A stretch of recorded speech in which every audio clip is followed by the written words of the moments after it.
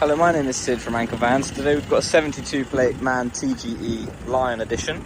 It's got 3 seats in the front. It's a medium wheelbase van with a high roof height.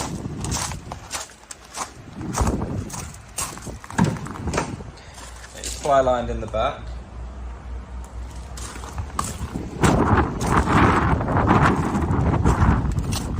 It's a very well spec'd van. As you can see, you've got the electronic lumbar support on the seat, as well as a massage function. Got automatic headlights, power folding heated wing mirrors, cruise control. Got all your different functions on the screen in front of you. Got digital radio, Apple CarPlay, voice commands,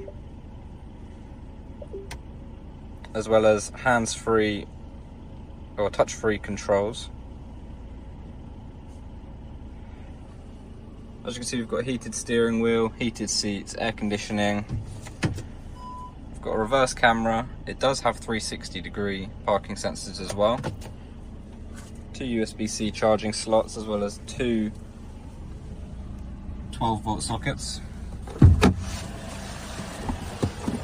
For any more information, have a look on our website or give us a call.